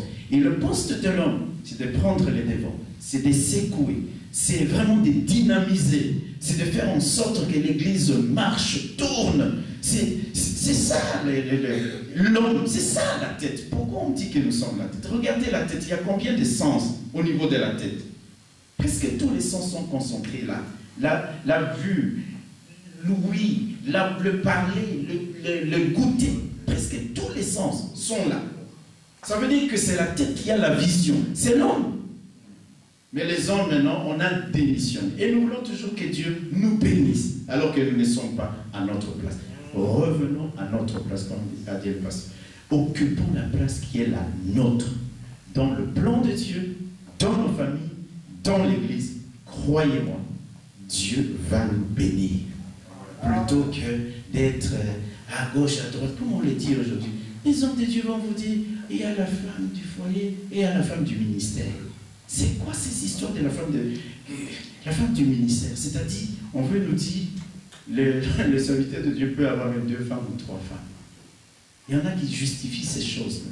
Nous devons vivre dans la sainteté. L'adultère ne doit pas faire partie de nos vies en tant qu'enfants de Dieu. Ça ne fait pas partie. Je n'ai pas de plan B. Vous devez trouver votre épouse la plus belle du monde. Vous ne dites pas Amen? Amen. Oui, vous ne regardez pas, ça ne vous intéresse pas. Parce qu'elle est là. Parce que vous l'aimez. C'est ça le cadre dont disait le pasteur. L'amour, l'amour, l'amour. Et comme dit le pasteur Guy, l'amour se manifeste. Dieu a tant aimé le monde. N'est-ce pas qu'il a donné? Vous ne pouvez pas dire à votre épouse que vous l'aimez et vous ne lui donnez jamais rien.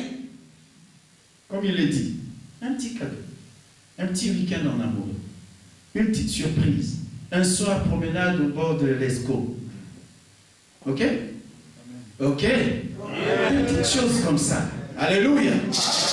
Alléluia. Même un bon petit texto. Aujourd'hui, il y a des gens dans les églises. Il a une petite copine là-bas, il dit bébé, voici les textes du jour. Il n'a jamais appelé sa femme par un petit prénom amoureux. Comme disait le pasteur, il ne connaît pas la taille du soutien-gorge de son épouse, il ne connaît pas la pointure de sa chaussure, il ne connaît pas ses goûts, rien du tout. Tout ce qu'il connaît, c'est juste son corps qui l'intéresse. Ça ne marche pas comme ça.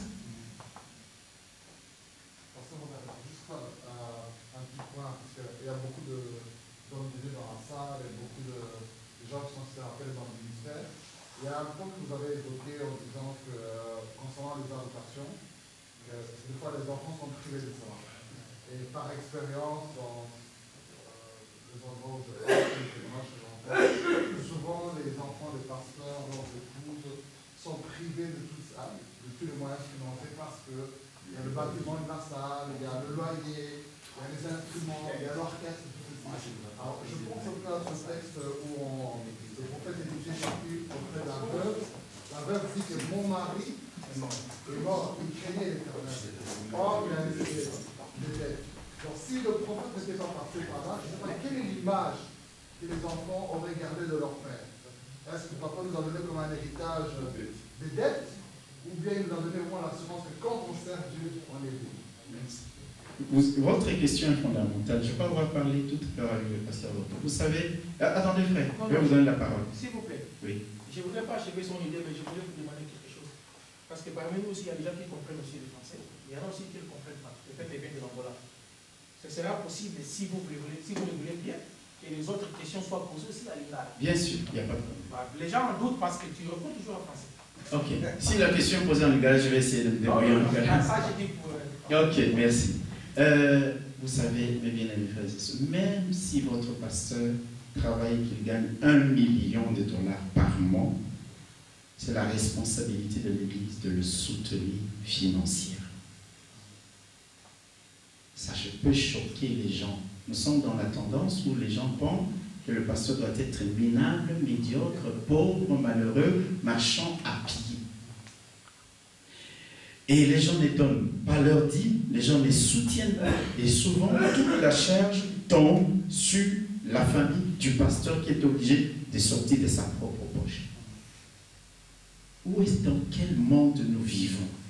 Ce n'est plus la foi, ce n'est plus l'Église de Jésus-Christ.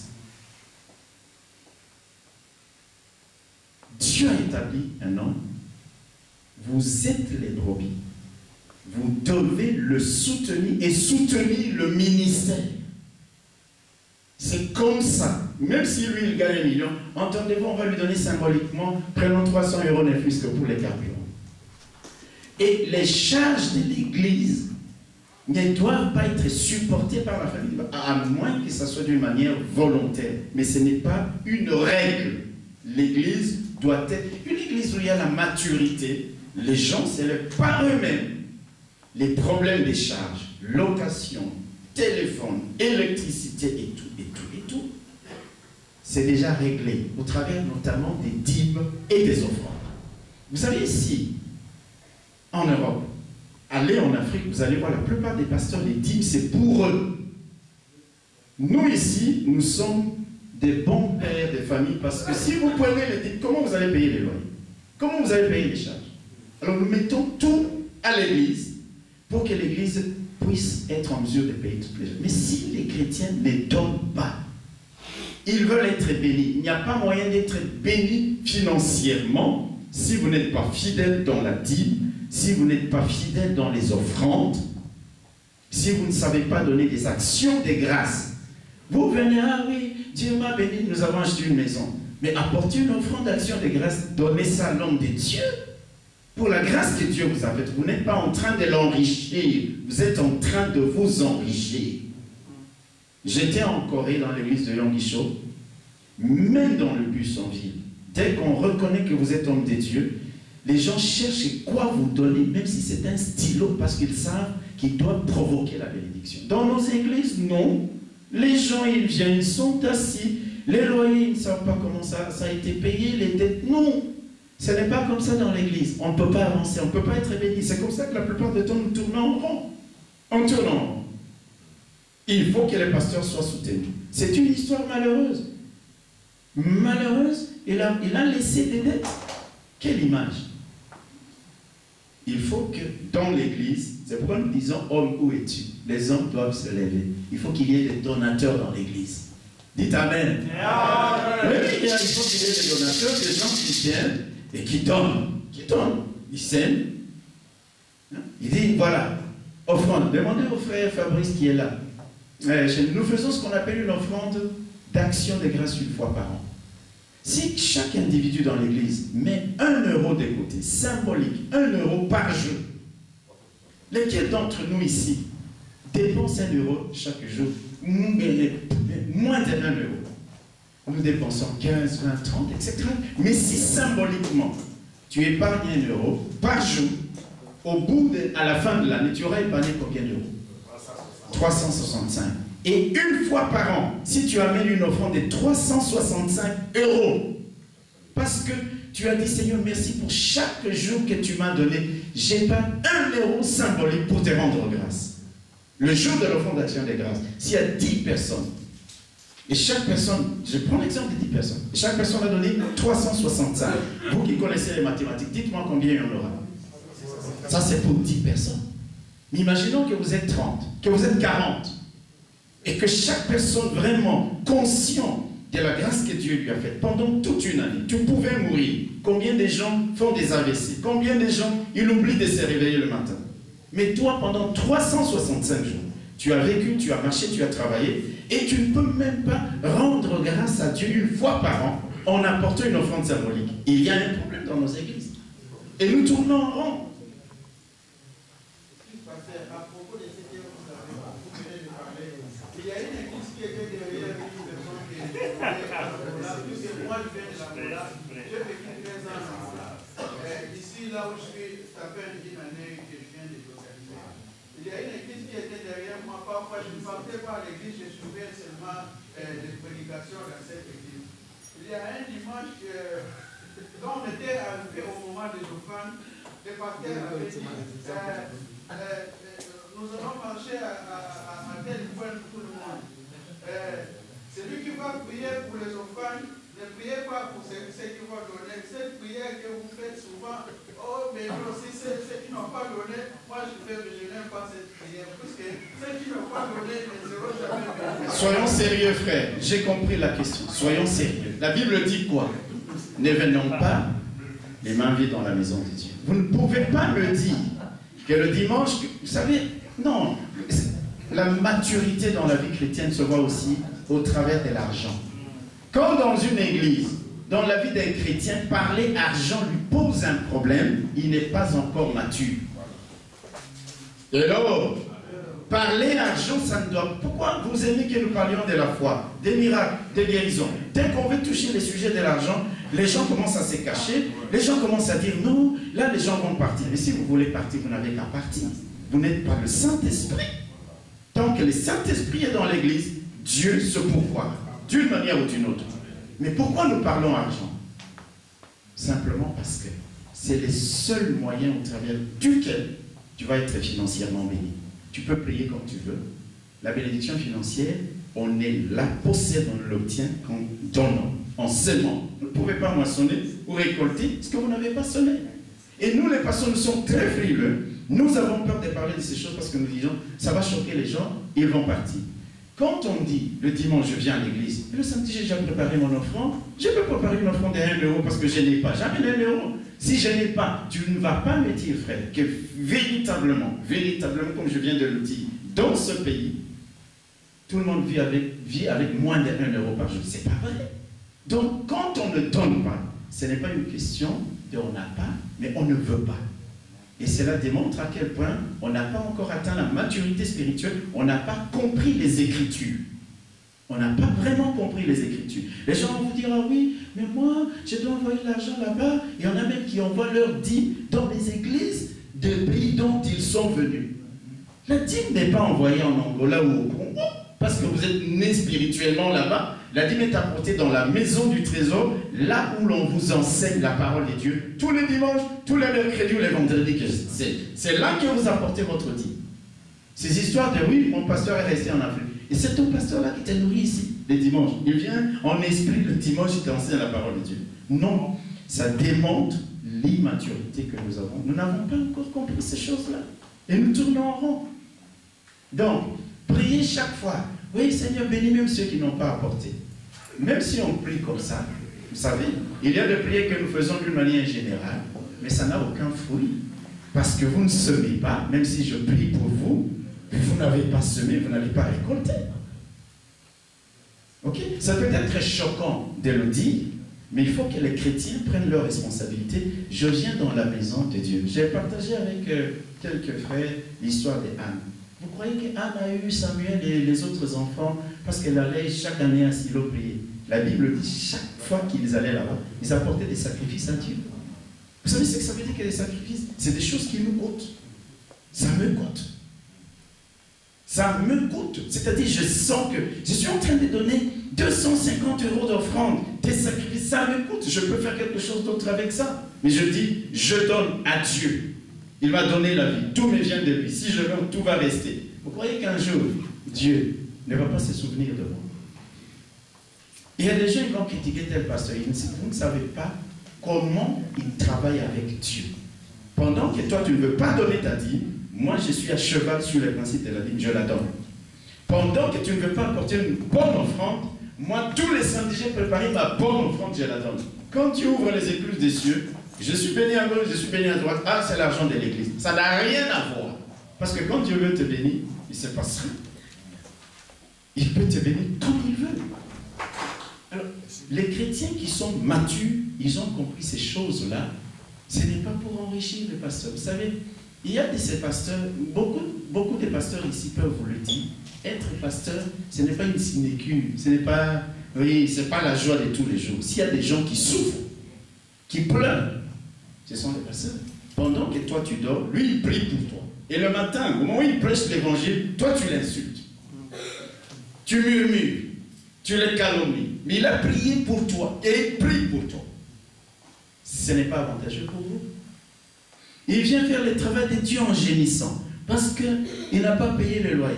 Parce qu'il n'a pas payé sa facture d'électricité. Et vous croyez que vous allez être béni à l'église? Bien aimés frères et sœurs. Non, la Bible dit il ne faut pas qu'il fasse le travail de Dieu en gémissant. Il faut qu'il y ait des hommes qui peuvent venir voir. Pasteur, ces derniers temps, je vois que tu n'es pas bien. Ah, pasteur, j'ai pas grand-chose. Une petite enveloppe de 50 €. Les soirs, même s'il a oublié de prier pour toi depuis des mois, il va prier pour toi. Le Saint-Esprit a permis que tu sois là en face de lui. Mais c'est des choses simples. Mais les chrétiens ne font pas l'argent. Ils cachent la tête, ils font comme ça. Pourquoi? On doit être clair.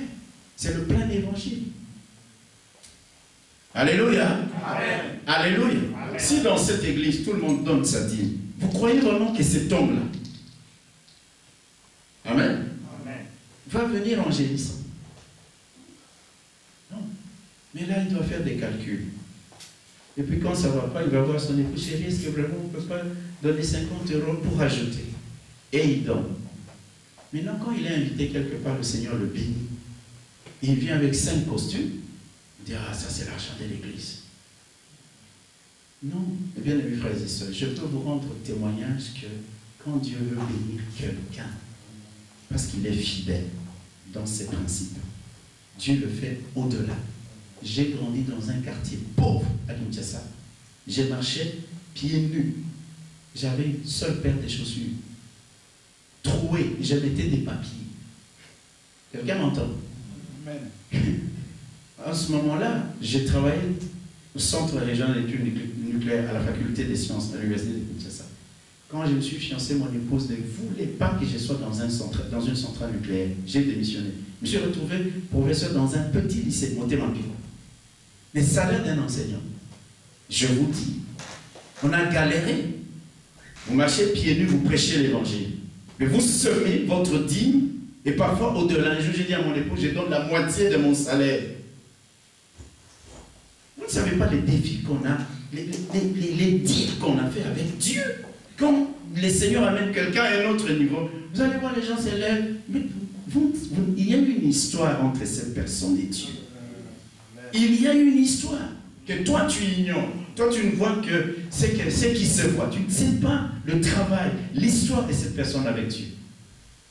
Alléluia. Alors, vous savez, aujourd'hui, je n'ai pas besoin forcément de chercher des chaussures. Je n'ai pas besoin.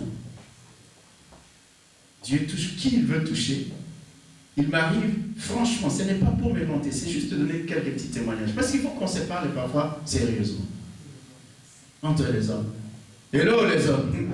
Il arrive de moment où Dieu bénit des gens qui m'apportent 5-6 paires de chaussures et pas des moindres. C'est comme si Dieu dit, tu te souviens toutes les années où tu marchais pieds nus. Quand il pleuvait, l'eau montait, pasteur, dans mes chaussettes par capillarité. C'est-à-dire, tu n'as pas envie que l'eau monte. L'eau a touché les papiers mouillés et ça monte dans les chaussettes. Et tu sens ça. Alors, quand la Bible dit Dieu te remplacera les années qu'on devrait les sauter les légères, parce que tu es fidèle. Vous savez, vous pouvez bouffer votre dîme. Ça ne changera rien pour vous. Mais la dîme, c'est quelque chose qui est consacré à Dieu. Vous savez pourquoi les enfants d'Israël ont échoué à Haï? Parce que Jéricho, à l'époque, il y avait 10 villes qu'il fallait conquérir. Jéricho était la première ville. Dieu leur a donné de conquérir Jéricho. Et il leur a dit, ne prenez rien. Donnez-moi tout ce qui est dans Jéricho. 1 sur les 10 villes. Si vous me donnez la part de Jéricho, je vais vous permettre de conquérir les autres villes. Ils ont bouffé la dîme. Ils ont pris des choses, une partie. Simplement, s'il vous plaît. Donc, ils avaient touché à ce qui était sacré, interdit. Ils vont devant Haï, ils échouent. Parce que Dieu n'était plus avec eux. Nous échouons. Parce que déjà, dans 1/10 que Dieu nous demande, nous murmurons. Nous disons n'importe quoi. Ah, voilà, on va enrichir. Ah, voilà, ils vont voler. Mais qui va voler? Vous croyez vraiment que si un homme n'a pas la vision, une salle comme ça, bien amis frères et sœurs, il y a des choses, on les voit et vous dites, je peux travailler avec tel, je peux m'associer avec un tel. Et nous sommes ensemble et nous réussissons ensemble. On parle de tout, c'est ok. Dès qu'on touche à l'argent, ça devient un problème.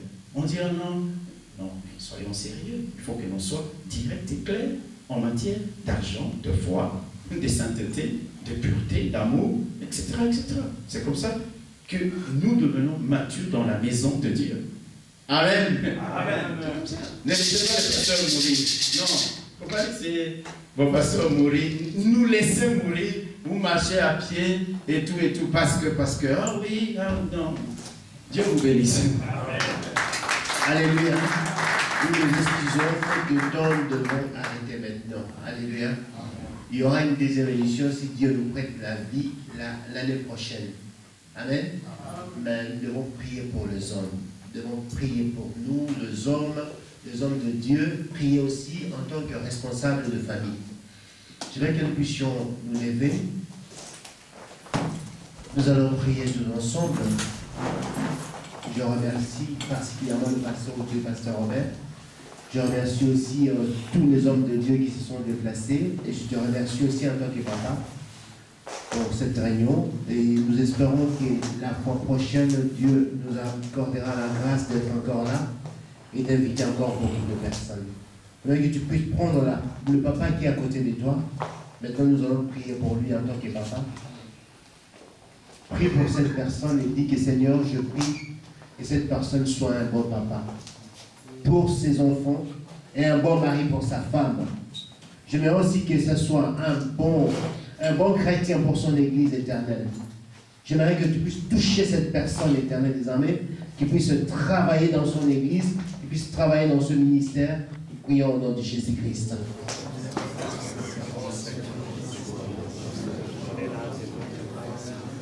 Alléluia. Oh, alléluia. Oh, alléluia. Seigneur, je prie pour mon frère. Je prie, Seigneur, pour tes serviteurs. Je prie, éternel des armes, Dieu, mon frère éternel. Qu'ils soient un bon mari, Seigneur, Dieu. Qu'ils soient un bon père de famille, éternel. Qu'ils soient un bon serviteur, Dieu. Que ton nom soit glorifié, éternel. Change, Seigneur, son témoignage, éternel. Bénis, Seigneur, le Seigneur, le chant. Sois glorifié, éternel.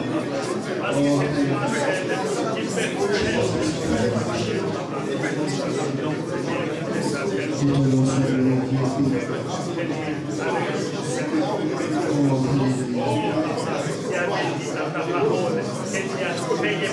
Bien-aimé, prie pour la personne que tu tiens entre ton main, qui Seigneur pourvoit ce besoin. Pourvoit ce besoin afin que lui aussi puisse pourvoir aux besoins de sa famille et nous prions au nom de Jésus-Christ. Gloire à toi, éternel. Merci. Merci, Adonai, Seigneur, de pouvoir besoin de tes serviteurs. Pourquoi, Seigneur, besoin, Seigneur, Dieu, des hommes qui sont là. Sois béni. Sois glorifié, éternel.